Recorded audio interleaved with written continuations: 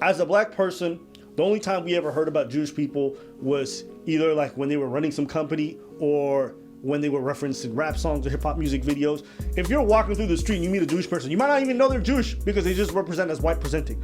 The only time you really internalize someone's Jewish is when you hear about them achieving things.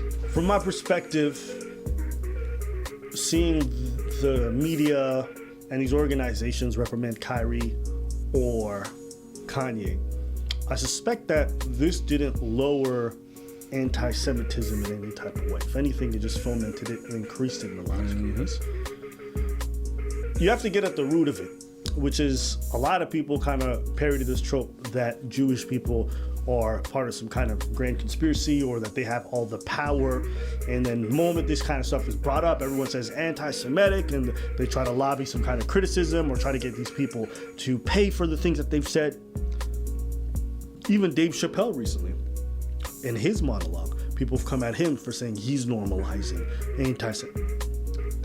I remember one point during this whole thing, Dave talks about the fact that he worked in Hollywood for a long time. And he's like, there's a lot of Jews in Hollywood. And people are like, oh my God, here's the thing.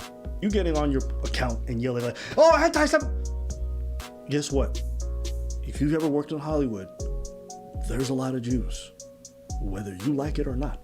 And if our response to that statement is inherently just, get this person, get rid of this person, you know what the average person is looking at that thing and thinking?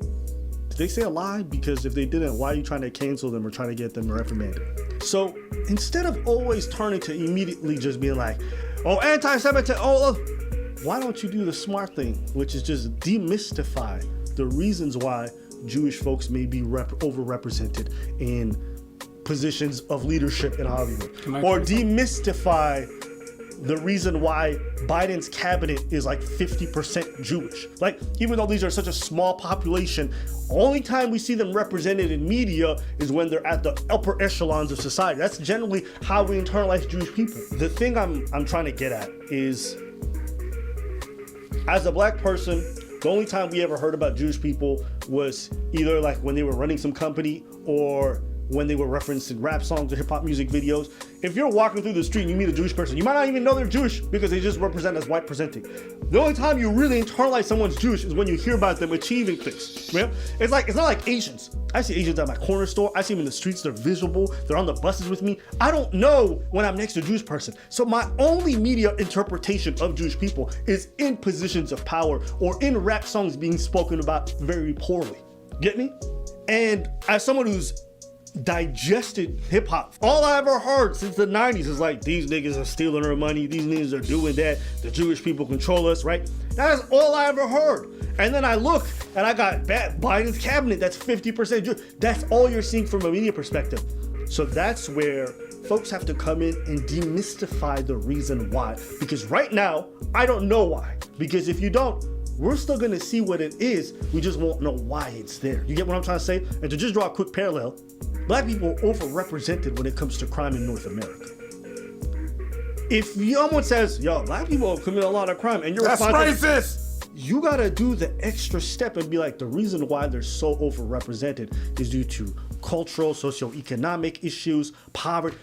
Then you demystify it so you understand, okay, once you remove a lot of these factors, actually the crime rate drops significantly until the point where it's like not that different from. Here's something that is true. Okay, and I'll actually link to somebody who really studied Jewish history and was a scholar of such. And they talk about the fact that during the 50s and the 60s, the people who were either the co-owners or owners of a lot of the record labels, okay, were Jewish people. And these were people who were signing these people to exploitative deals, where they're either stealing their money, stealing a lot of the cuts of their artists, and basically going through the process where they were taking advantage of black people in these positions. Now, if you understand the history of black folks in North America, there's a lot of exploitation where they feel a lot of the wealth that black people generated has been siphoned out of the community.